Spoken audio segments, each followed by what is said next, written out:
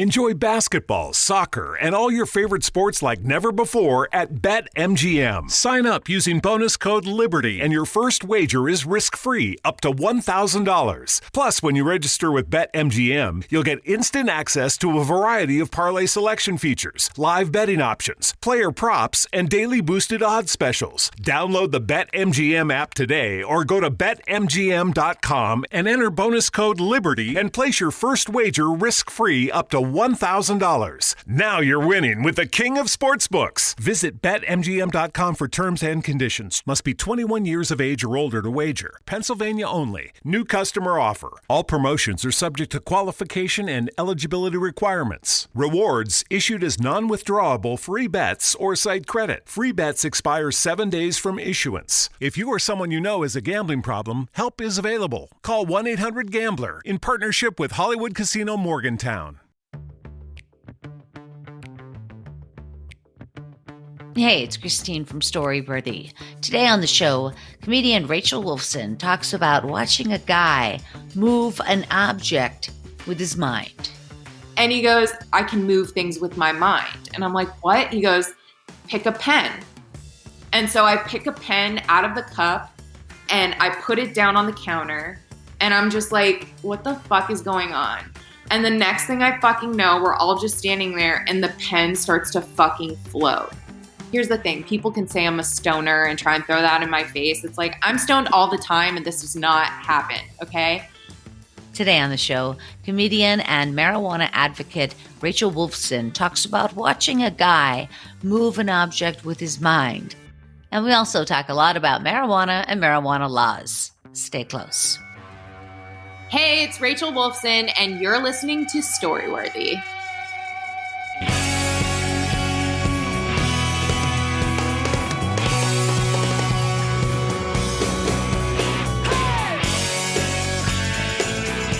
Welcome to Storyworthy. My name is Christine Blackburn, and I'm coming to you from Los Angeles, California. Whether you're a longtime fan of the show of over 10 and a half years, or you're a new listener, welcome to Storyworthy. I hope you guys enjoyed the show last week with comedian Mav Viola. Rachel, you know Mav, right? Yeah, I love Mav. Such a talent and really very sweet too. I had never really talked to her before, so we had a really good time.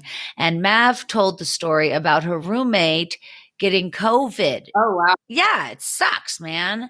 Did Mav get COVID? She did not, but she did have to get tested like dozens of times, and she had to move out. And anyway, go back, listen to Mav Viola talking about her roommate having COVID, but not today, because today I have another very, very talented comedian who I know I've seen you at the Improv perform for sure, but I think I met you, Rachel, on Screwed Up Stories with me and Rachel O'Brien, right?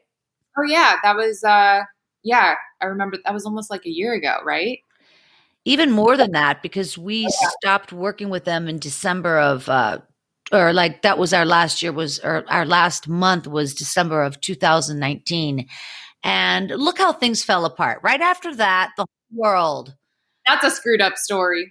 Let me tell you. And I'll say something. Those stories hold up. That show completely holds up because Rachel and I didn't do it we didn't talk about topical stuff. And we had on pretty much all women. I would say we had maybe 2 or 3 men out of 52 episodes. So it's just a really, really good look at comedians telling super screwed up stories. So I still think it holds up, and you can find Screwed Up Stories on Spotify. But the point is that's where I met you, Rachel. And this week, speaking of screwed up stories, you bring the story topic. I watched a guy move an object with his mind. Yes. So I know what the story is going to be about, and I'm very excited to hear it. I will say, when I was growing up, my mother, and she's always been a little bit like spiritual, she would do, she's Italian, and she would do like these, like, when you string a needle and then if somebody's pregnant, you put it over their wrist. Yeah. And so then she would, and she always had some very spiritual stuff going on. Now, that being said, I never saw her move anything weird. One thing I did do for sure was with my friends when I was like 13, 14 years old. My girlfriends and I would do like those seances, like down in somebody's basement, and somebody would lay in the middle and we'd say, light as a feather, stiff as a board. Do you know what I'm saying? Yeah, I played with Ouija boards like once or twice before as a kid with like a group of my girlfriends in seventh grade. That's I feel like that's a rite of passage, right? It is, but I'm telling you, Karen Giuliano levitated off the goddamn floor. She did. I saw it. Wow. Yeah, I mean, in other words, like, I mean, I hear the story topic and it sounds just screwed up and ridiculous, but I know for a fact I've seen that stuff. So I'm just anxious to hear the story because I I want somebody to back me up too. That's what I'm saying. I'm not like a superstitious person per se. Like I'm not really religious, but like I'm into the UFO stuff and like, things like that. But I wasn't, like I said, like I wasn't Ouija boarding with my friends all the time. I did it once or twice and never did it again because it scared me. So Ouija boards are scary, actually. And do you know they still sell them? Yeah, I mean, I think whatever, it's cool. No, I know, but I'm just saying, like, when I take my daughter, and let's say we were, going through Toys R Us or whatever, when that existed, or even Target or whatever, you'll see Ouija boards. They're still for sale. It just seems like it's weird people still have that. I don't know. I don't know. Yeah, it is. I mean, it's like a rite of passage though as a kid. You know what I mean? I feel like, yeah, it is. It's crazy they still sell them. Speaking of which, look at my shirt. I happen to have a Ouija board on my shirt, and yeah. Whoa. Speaking of weird, I didn't even know your story topic, and I chose this shirt. Very funny. It's the Ouija board, and then like, my boyfriend jokes around. He's like, "Oh, let my hand be the planchette." Anyway, I'm excited to hear your story for sure. But also, I know that you're a marijuana advocate, and I have also been a huge proponent for marijuana since I was, 15. And I'm not saying I smoked it my whole life because for about 7 years I was a flight attendant and we got drug tested a lot. So I didn't smoke at all for 7 years because I didn't want to risk my job, Mm-hmm. Have you ever had a job? Not now because it's much more accessible, but have you ever had a job where you had to test for marijuana? Yeah. When I was one of my first jobs when I was like 15 years old, because in Las Vegas you could get a job at 15 and 9 months, or I think you could like start working with a permit. You had to get permission. So I started working as early as I could. And one of the first places I got a job was working at the pool at one of the hotels, being a pool attendant. So like I wasn't a lifeguard. I wasn't like in charge of saving someone, but I could offer you a towel. So when you work at the hotels in Las Vegas, they have a very strict drug testing policy. They cut your hair. They do a hair sample, which is much more intrusive. I get like the toxicology is more detailed. I don't know. But I wasn't actually smoking weed back then, but that was a time that I'm glad I didn't because they would have found it. Like that was back when weed is for sure not illegal or illegal to be, because I was back in the early days. Yeah, no, definitely. In the 80s and 90s, I mean, people were drug tested like crazy. Now, like I said, as a flight attendant, I just didn't smoke. Right. I will say this. I had a boyfriend at the time who would always say to me, "Oh, it doesn't matter. You can smoke. And then if you drink like 3 glasses of cranberry juice and a half gallon of water and you wash this through your system," and there was always like a way that you can get this marijuana out of your body, which is probably not true. But the point is, he was always telling me I could, right? Yeah. By the way, I want to smoke with you badly, Rachel Wolfson. So we'll both smoke up today. Yay! Yes, we will. I love Storyworthy. So this guy, he's telling me all the time, like, go ahead, you can smoke and just do these things. And I said, no, I'm not doing it because my job was way too, good. It was valuable. Sure enough, he had been being a carpenter, just like on the side, but he was whatever. And he smashes his thumb. They have to rush him to the doctor's office or the hospital, whatever. He gets drug tested, and guess who loses his job? No, oh, wow. Womp, womp. So anyway, I was always good about that. Yeah. Now, the most recent drug test I had was like 2013 because I was just really scrambling for work, like any work. And one of my big things is never to have a real job, as it were. As you know, a lot of people know, my fans know that I definitely work my ass off constantly. I've got all sorts of things going on, but the goal has always been never to have a real job, and I never have in 24 years. Hooray. So at one of these points, though, when I was looking for a job, any job, I went back to what I did when I first got to LA in 1997, and that was giving tours of Hollywood. You have to be sober for that? Well, the thing is you have to get drug tested for sure. Yeah. So I had to get drug tested down in, like, I had to drive down to freaking, I don't know, somewhere down the 5. And I bought that stuff called You're in Luck. Are you familiar? No, but I sounds like I should get familiar. Well, You're in Luck is, it's spelled URINE. You're in Luck. Yeah. It's very funny. And basically it's It should really be called You're Employed.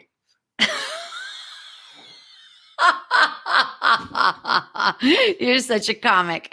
I'm trying to think how it worked. Gosh, I still have, it came 2 in a pack and like 2 samples or whatever. And it was like $60. So it's not cheap at all, but they know you want it. They know you got to have it. So I did that. That was the only other time I got drug tested. I mean, I do understand.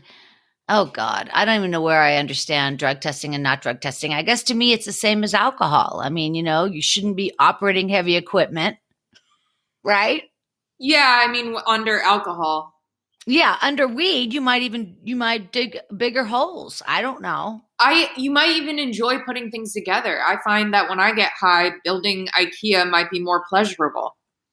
Oh yeah, you have to. That should come with it. If you are building IKEA furniture, it should come with 6 grams. Grams and maybe a Xanax. Because like you can split it in half, you and your partner, because there's going to be an argument, right? Exactly. One time my girlfriend came over when my ex-husband and I first split. It's a very hard time, of course. And I get to my new apartment and she says, me and her boyfriend will come over and we'll help build your daughter's new bunk beds. You know what I mean? To help me out. So they came over at noon, right? Because it's going to take a whole day to build these bunk beds. And they come over with a bottle of gin and a whole thing of like tonic and ice and limes. And they drank gin and tonics all afternoon while they built my daughter's furniture. Yeah, that's a good team. They've figured out their like recipe and strategy. You know what I mean? Like, I wonder how many fights it took for them to realize, okay, maybe we could start this with a gin and tonic. I wonder how many IKEA pieces of furniture have led to divorce. Well, I'll tell you, those 2 are both in rehab. So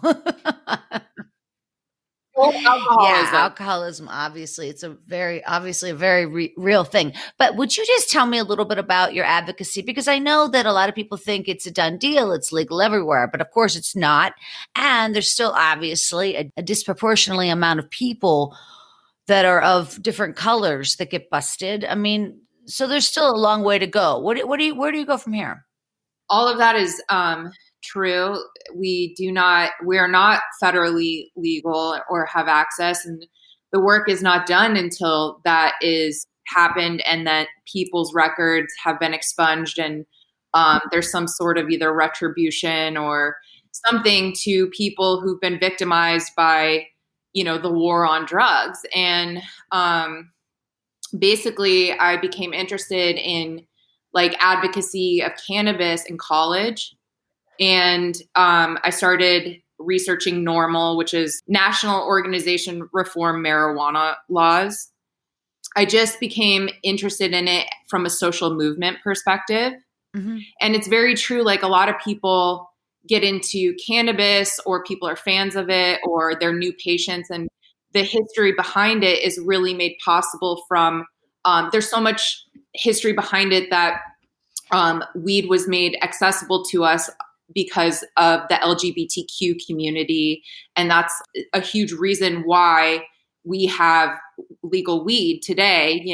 They were the first ones to use it with like AIDS patients and HIV patients back in the day. And also, Black and brown communities are a huge part of the cannabis history and story. And like you said, like I really, I use humor to advocate cannabis through my social media, mainly my Instagram and just like on Twitter as well. And I started doing it at a time when people were still afraid to show themselves consuming for fear of losing their jobs or even their families and facing, jail time depending on where they live. And so for me, I used humor at first. I didn't show my face. In fact, I started my humor page and people didn't even know if I was a guy or girl. And when I started posting my image, they were surprised that I would even like get messages like, oh, I didn't know you were a girl, blah, blah, blah. I wanted the humor to speak for itself also too, because there's such a stigma around women can't be funny, And so I think that for me, cannabis is becoming more and more mainstream, which I love, but we also, have to stay true to the plant, which is a social movement. And part of that comes with advocacy and fighting for equal access. Well said. Absolutely well said. I just can't ever get my head around the idea that people think it's a big deal. That's what really freaks me out. Like, you have no idea what a little deal it is. Mother Nature has been criminalized, but there's such a history behind all kinds of drugs. Like even the psychedelics are becoming mainstream now with mushrooms and LSD and microdosing. Like there's a whole movement behind access to more substances because there's so much more science and research that's been able to be done, and there's more advocacy for it. Like we are sick as a country, we are sick as a world. Like we are mentally unwell, and they're finding psychiatric benefits to a lot of these natural medicines, which to the pharmaceutical industry is a threat because there's all these wealthy, ultra rich people who are keeping America sick with like the opioid crisis and things like that. And there's real money and self-interest in keeping these,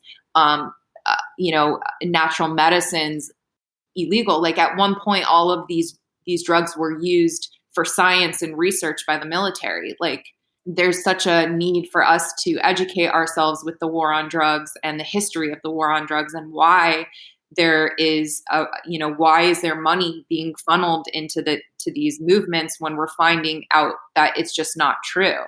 And that's why a lot of these conspiracy theories are becoming so popular. Like a lot of the ones that are considered crazy and like the rise of like QAnon and things like that. It's because, we have been lied to us in certain ways, like especially with cannabis. That is something that the government lied to us about. It has never killed anyone, so it's like we have to also trust science and give, science a chance with these drugs or these medicines.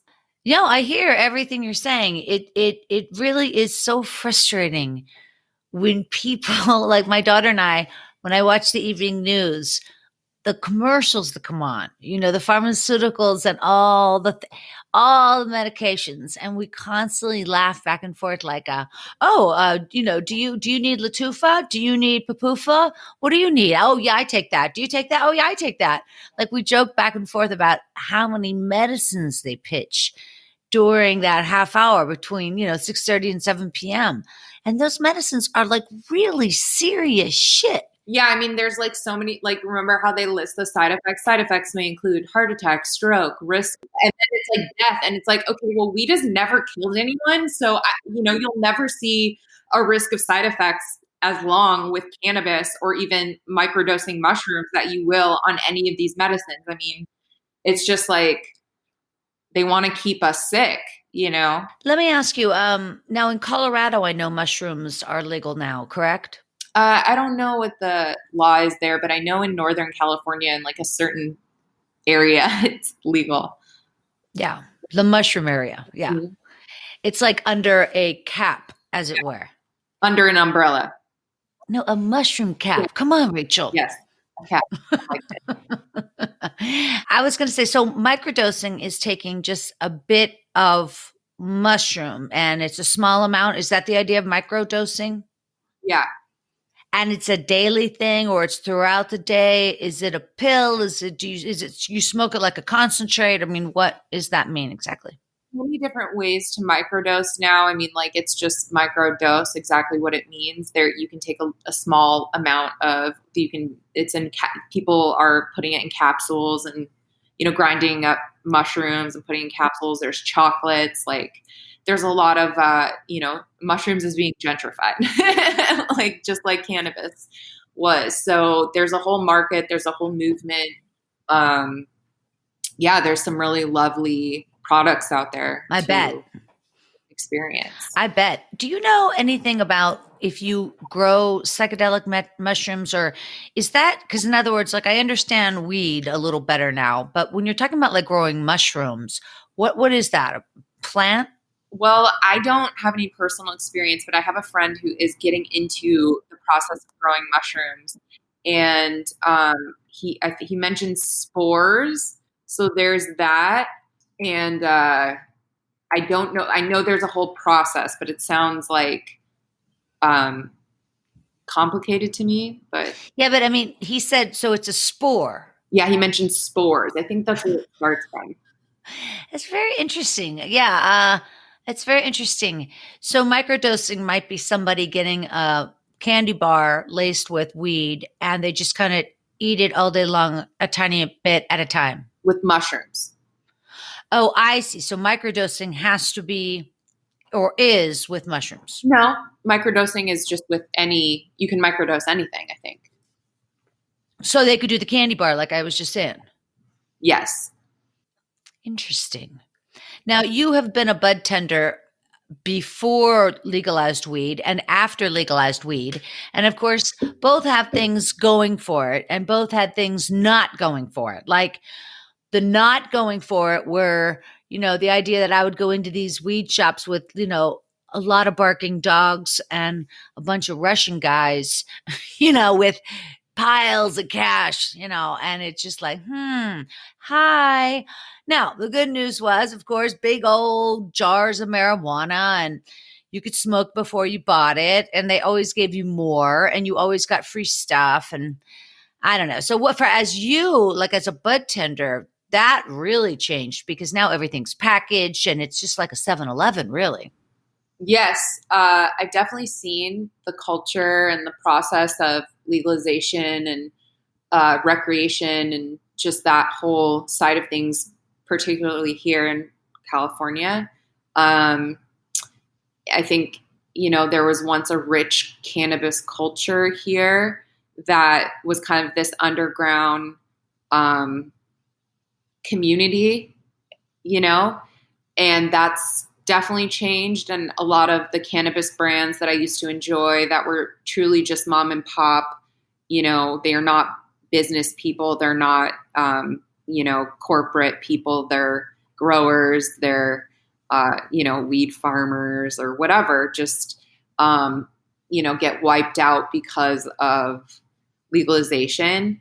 And now you have a lot of big cannabis, big corporate in weed. And that's just what happens when you live in a capitalistic society. So, yeah, but you get what you lose. Like you said, there's always another side, like everything is clean, for, what you're getting, there's more education behind your purchases. So, More choices. right. And it evens out. So, I mean, yeah. The tax is higher. Mm-hmm. Yeah. The tax is a lot higher. It's like 25%. What I would like to see is, if it were possible, if they make it more equal for these people who literally gave their whole lives to this plant to not have their livelihoods disrupted based off, legalization and government and big cannabis. So, if that's something that could happen, that would be great. Yeah, I know, but don't you see it like at some point it's like wine, right? It's just as complicated as wine. People go to school for it, they learn about it, the cultivation, different climates, everything. Mhm. And there is always going to be, you know, Glenfiddich or no, that's not it. There's always going to be oh, I know. There's always going to be Sutter Home. You know what I mean? There's always going to be Barefoot, and those are huge wine companies. I can't even think of the big wine companies, which is surprising because I do enjoy wine. Mhm. But you know what I'm saying? Those guys, they're going to always be there. And then there's going to be going up to Napa and trying to find these little tiny wineries. And you're going to go to Sonoma for little wineries. So, what about that? What about it?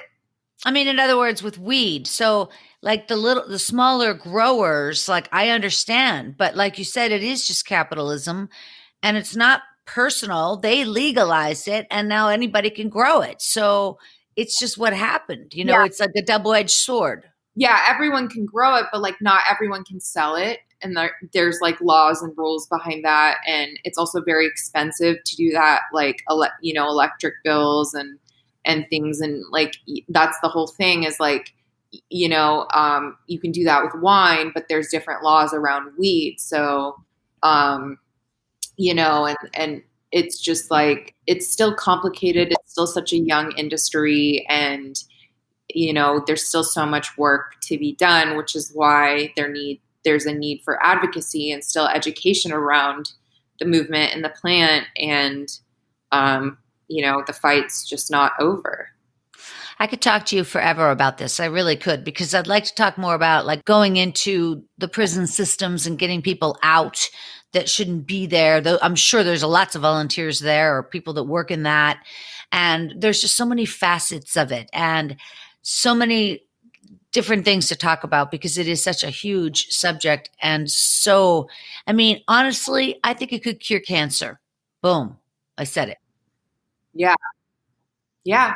That's what they're saying. So that's why there needs to be more research, more science, more, funding and access. And yeah, there needs to be more. All right, cool. But let's get over to your story because I'm dying to hear about how you watched a guy move an object with his mind. But before we do, I did want to remind you guys that we are playing Story Smash, the storytelling game show, every Friday night, streaming live on Facebook and YouTube. And it has been so funny, you guys. If you haven't seen it, you can go to YouTube on my channel and watch it there. But better yet, why not just tune in live? There's no tickets involved. Tune in live 7 p.m. every Friday night. Rachel, you'll have to play. It's super funny. Yeah, I'd love to play. Yeah, just a lot of fun. I've had some amazing judges like Melissa Peterman, Blanca Patches on every week, Eddie Feldman, Kathy Ladman. I can go on and on. Anyway, the point is, you guys find out more at storysmashshow.com or also just head over to storyworthypodcast.com because, I connect everything there. It's like ground central. You know what I mean? It's like ground control. Home base. Home base. Rachel, you've got a lot of home bases as well. All right, you guys, listen. Rachel Wolfson, you've heard her talking. She's a comedian and a writer and a marijuana advocate, obviously.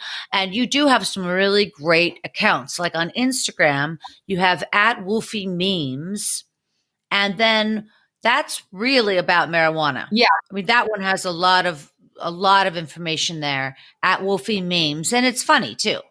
Yeah. Thank you. Your other Instagram is at Wolfie Comedy, and that's very, very funny. And you're also at Wolfie Comedy on Twitter and Instagram and the TikTok. Yes. How is the TikTok going? I have not, I've seen them. I've seen some really funny ones that people pass on to me, but I got an account, but I haven't really used it. It's going. I mean, I haven't put that much, I'm not consistent with it. It's my least used platform, but I did want to like take advantage of a new platform and you got to stay with the times, right? Dude, I tell all my students that. I always tell them, you get all those free accounts, but each one in the bio says, join me over on Twitter or wherever you do hang out. So you just get these little place markers, like on TikTok. And then if you go to Storyworthy on TikTok, you're just going to see go over to Twitter because that's where I like to be. But I think it's smart. Yes, it is. All right, you guys, wherever you are, please put your hands together for the very talented Rachel Wolfson. Thank you so much for the applause break. So yeah, this happened to me a couple years ago, back when I was living in South Florida, and it was late one night. I think my TV had broken, and I was with my friend Brittany. And this is like, I'm so glad I was with a friend, because I can still I'll still call her years from now, and like when I'm with people telling this story, to like back me up, because I'm like, I'm not fucking crazy. This actually happened. And like, here's the thing. People can say I'm a stoner and try and throw that in my face. It's like, I'm stoned all the time, and this does not happen. Okay. So we decide it's like 11 o'clock at night to go to the 24-hour Walmart in Delray Beach. It's totally sketchy, but we're together and we need a TV because we need to watch our Housewives show. So we show up at Walmart and we go to the electronics section, and I'm like standing at a TV, and of course like the sales representative comes over and we're chatting or whatever, and he's cool, he's got long hair, and totally people of Walmart status, and super nice guy. So we like, but he's kind of quirky, like perfect Walmart character. And I find a TV, and we ended up deciding on one, and we go to check out at the counter, and it's me and my friend Brittany, and there's no one really else around. It's just like the three of us. It's 11 o'clock at night at a sketchy Walmart. And the guy just like out of nowhere is like, do you guys believe in magic? And I'm like, yes. I mean, like, I'm from Vegas. I've gone to magic shows. Like, I've, seen Fried and Roy, Lance Burton. Like, I'm a huge fan of like magic, but I, whatever. And so he goes, do you believe people can move things with their minds? And I'm like, what is, like, how high am I? Like, how much, whatever. And he goes, I can move something. I can move things with my mind. And I'm like, what? He goes, pick a pen. And he like looks down at like this jar of pens. It's just like a jar of Bic pens, pens you would buy from CVS. He goes, pick a pen. And so I pick a pen out of the cup and I put it down on the counter, and I'm just like, what the fuck is going on? And the next thing I fucking know, we're all just standing there, and the pen starts to fucking float. Like, at first it like moved, and then he like actually like it was fucking floating. I swear on my fucking life. And Brittany, I just like, Oh God. I just wanted to get out of there. And now I have more questions, like in retrospect, with like, what the fuck is this guy doing working at Walmart? He could be out there moving things with his mind, But that's what made me like, I was like, and still to this day, Brittany and I will bring this story up because like we literally watched this guy move this object with his mind. And that's what was weird. It wasn't in a magic setting. It was in a Walmart in Delray Beach, Florida. And like, I went home. I don't know if I looked it up that night, but like, it's still one of those experiences where I'm like, I need answers. I try to seek out, like, is there a Reddit on this? Like, is there like, is this guy like an underground magician working at the Delray Beach Walmart, and this is his side gig? So it wasn't in like a magic setting. It was in a Walmart. So that's what made me like, I'm like, what is this guy doing? Okay, so then you and your girlfriend, how old were you guys? We were in our 20s, like our early 20s. And so how big was the TV you were buying? It was like 42 inches.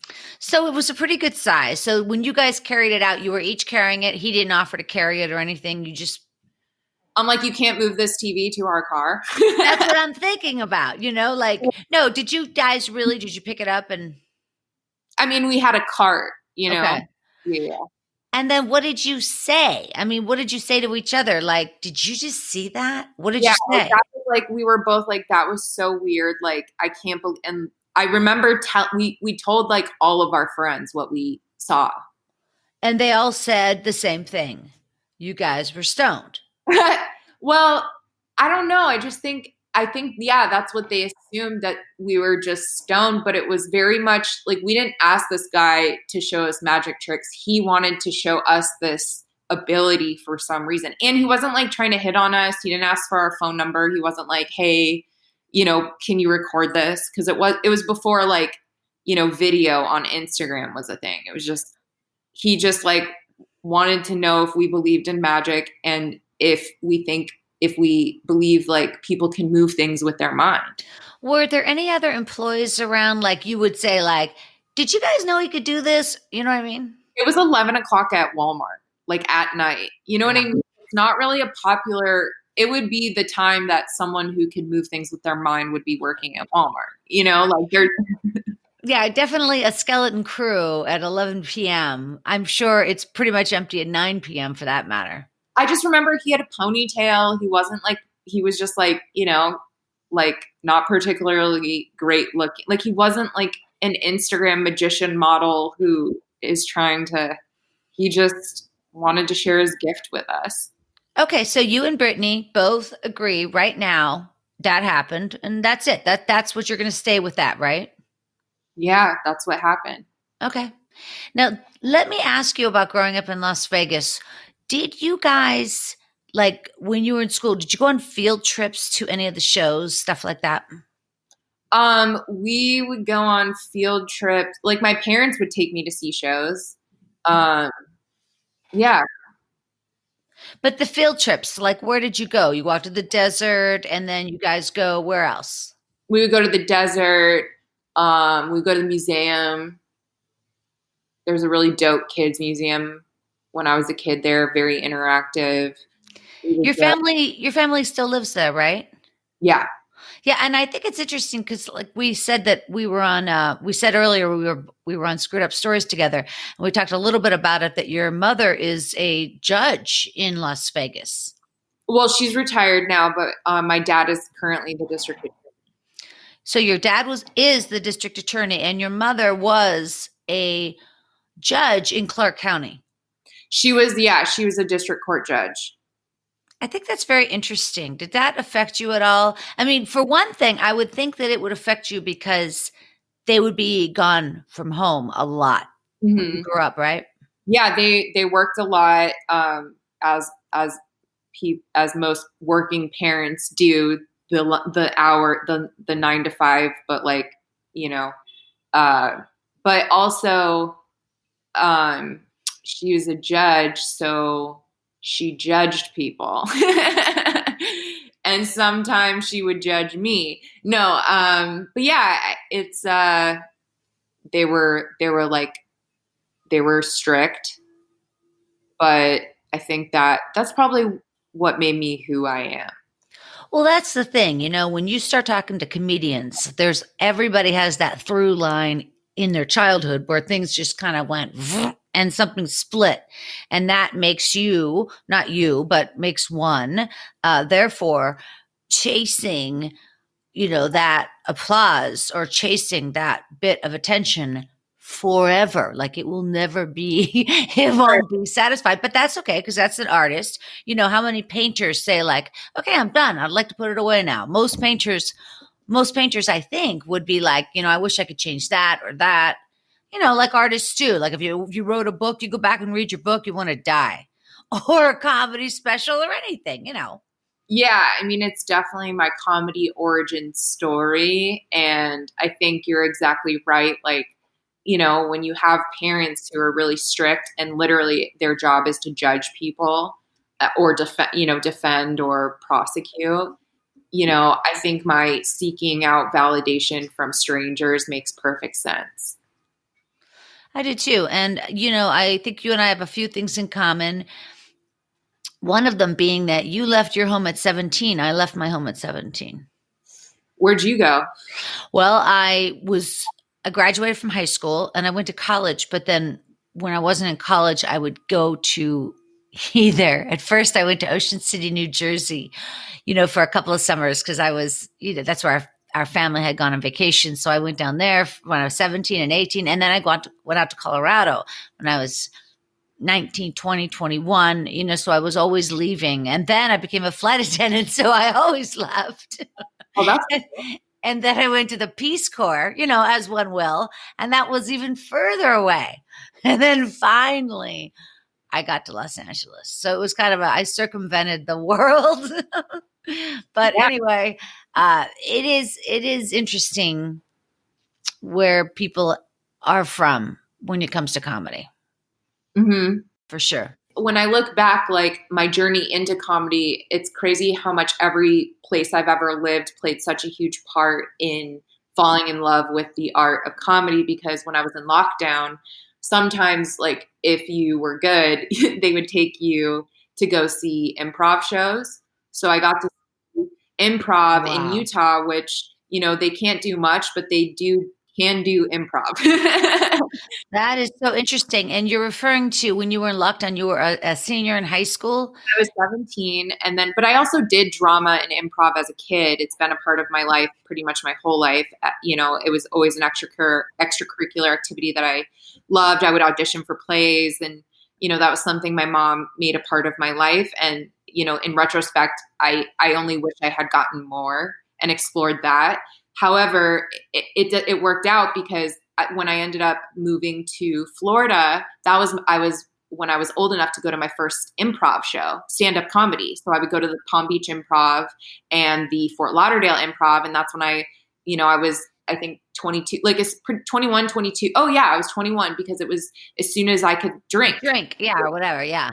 And so I would start going to see stand-up shows, and I just fell in love. And there was a feeling I would get when I would see, these comedians on stage. Like I saw John Lovitz and Mike Epps and Bob Saget, and they're all different, But these guys are so hardcore road guys, and they're so polished and good at what they do. And the guys you just mentioned are so different. That's a great education to see these pros. One year, because it was really me and my best friend Angie, who's still my best friend today. One year, her dad took us because we celebrated her birthday in Las Vegas. We all met, they came from Delaware. I came and met them. And her dad took us to see Andrew Dice Clay. Wow. His early 20s. And I remember people like this, this like elderly couple getting up and leaving because of how, how Dice is. Offensive. Yeah, but I just was like, I fucking love this. Like he has a microphone, he could say whatever the fuck he wants. And like, that feeling, it was just, yeah. So in retrospect, it makes sense of how I ended up here. I love it. Yeah, there's an immediacy to it. And it's so satisfying. And you think they're just there with their voice. They got nothing, just one microphone. Get out there and entertain these, hundreds of people. Yeah, it's such a skill. It is really exciting. And do your parents enjoy your comedy, or do they not really follow it? They do now. Like, I mean, not that they didn't before, but I think, my boyfriend asked my mom. My boyfriend's also a comedian, and he asked my mom when we went home and stayed with them over the summer, has she always been funny? And my mom was like, yeah, I've always been a funny kid. I was, always doing impressions and little bits in the kitchen. And like, I just, when I make my mom and dad laugh, because they're just, as much as they are lawyers and politicians, they're brilliant and really funny. Like my whole family is funny. My sister's funny, my mom's funny, my dad's funny, and they're all funny in different ways. So I come from a funny family that's also very serious. It's like such a, you have to have the balance, right? Because interesting. They see some serious shit. I mean, they see the rawest, nastiest, most inhumane parts of life. Like you have to there's got to be a way to cope. And they're funny in it. Like the crimes are just, and like but there's also, it's a balance of emotion. So yeah, I mean, I think that I've always it's just, I've always been a funny kid. And even in high school, I was voted most talkative. Um, that's crazy to me in retrospect. Cause like, I also, now I'm like, I can't believe I went to college for communications. Like, I'll explain that to people in the future. Right. Right. Oh, that's so funny. I did too, actually. Well, my major was psychology and my minor was communications. It was just such bullshit. I didn't even choose a major. They just said I had to. And I said, like this person, this counselor said, so what's your major? And I said, well, what do I have the most of? I'll be that, like, I don't know. I can't choose. I'm 19 years old. How in the world could I tell you what I want? No. Besides, I want to blow this chicken stand.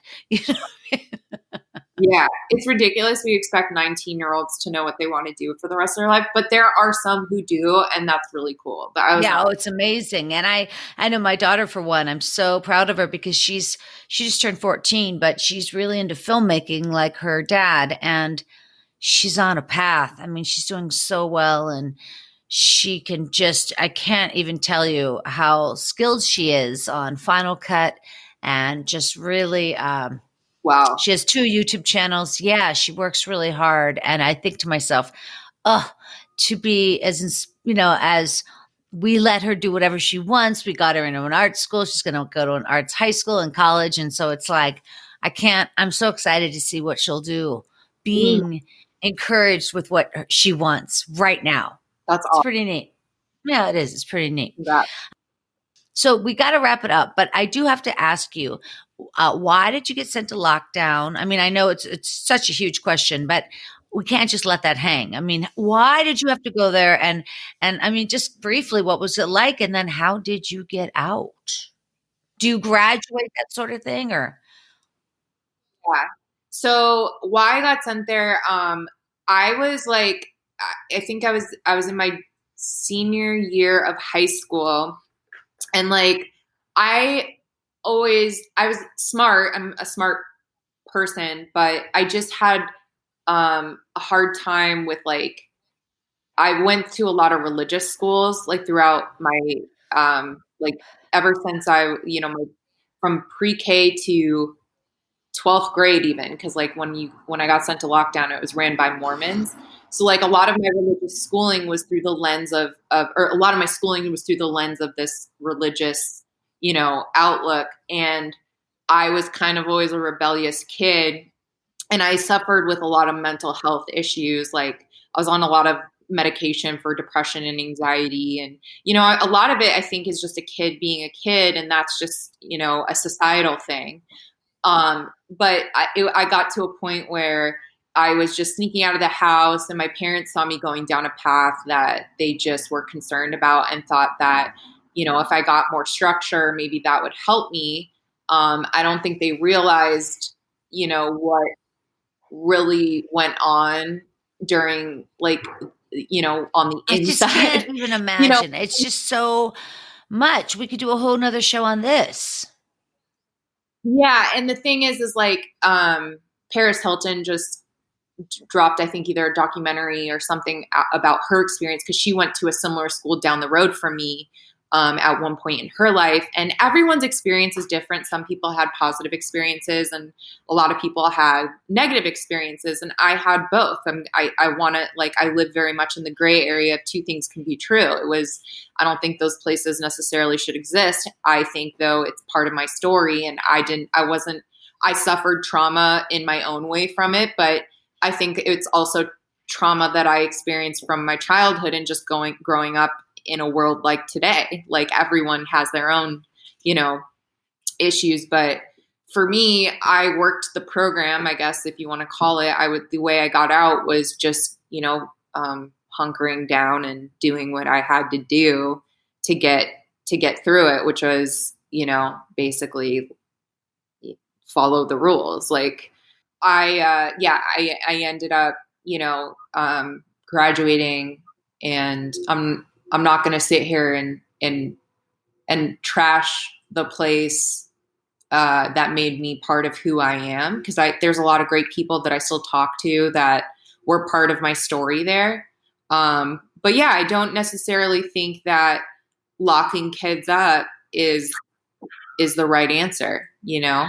I mean, I have a 14-year-old and I just can't imagine ever thinking to give her to other people would be a good idea, especially when your parents were so clearly working constantly and they didn't take a break and they were demanding of your perfection.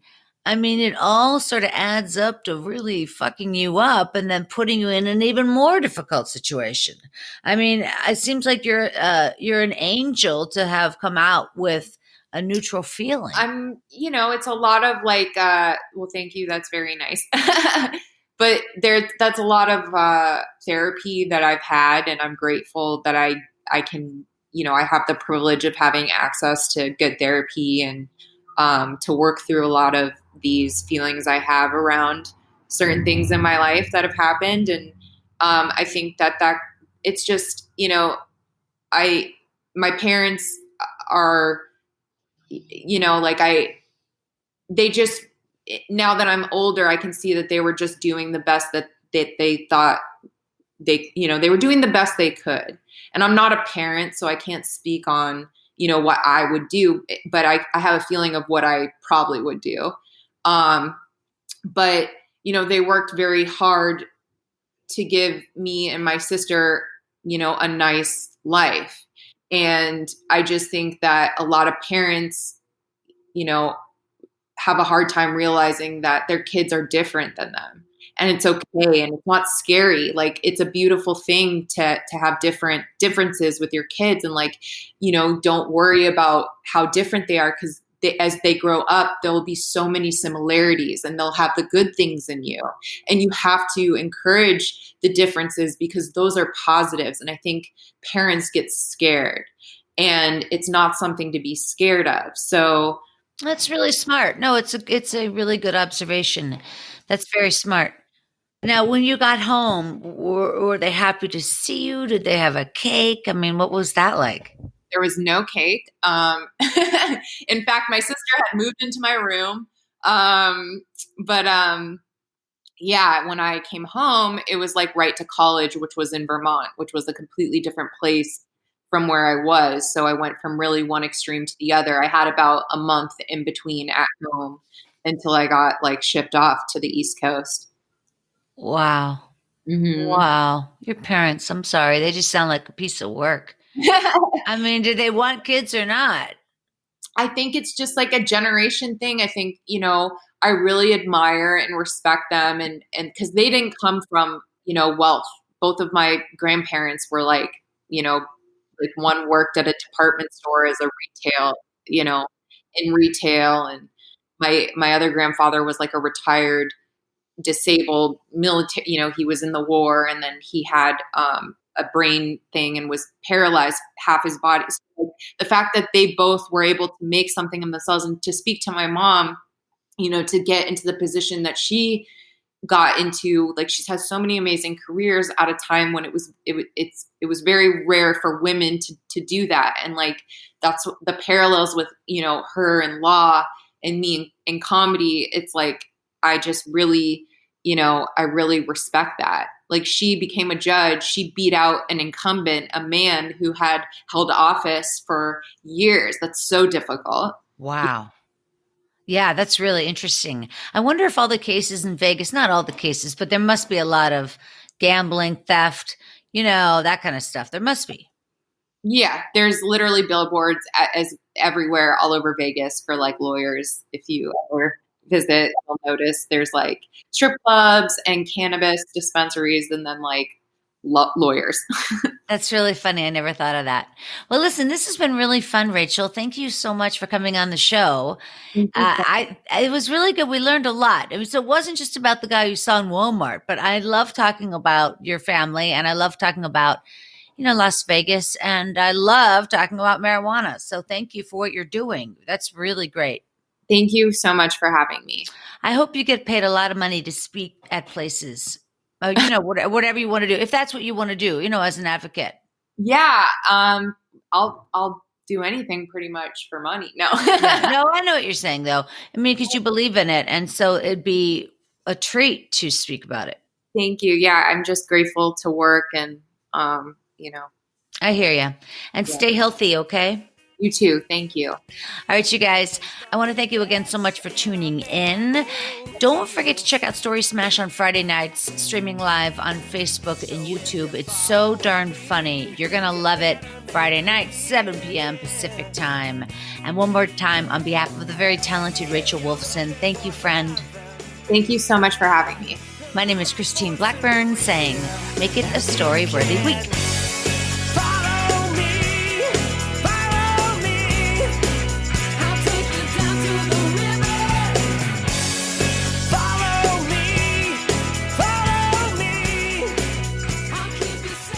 Thanks for joining us on the Storyworthy podcast. We'll be back next week with all new stories. Subscribe to Storyworthy on iTunes and visit the Storyworthy website at storyworthypodcast.com.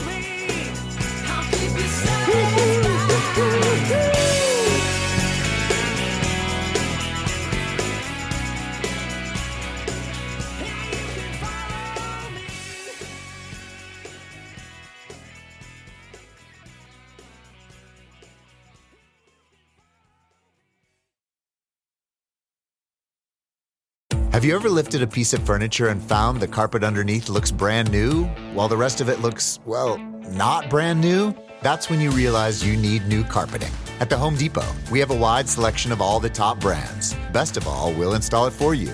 And even better than best of all, we install it free. So all you need to do is choose from our hundreds of styles and colors. Start your installation today at the Home Depot.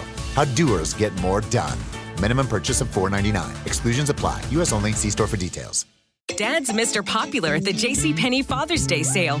From teas and tech to fragrance and fitness, find cool gifts for every kind of dad. Surprise him with an iTouch Active smartwatch, now $29.99. Score major savings with doorbusters, like St. John's Bay Polos, just $7.99, and shorts, $16.99. Plus, shop extended store hours Friday and Saturday. Shopping is back. JCPenney. Offers valid on select styles through 6/19. Some exclusions apply. Doorbusters and smartwatch excluded from coupons. See store or jcp.com for details.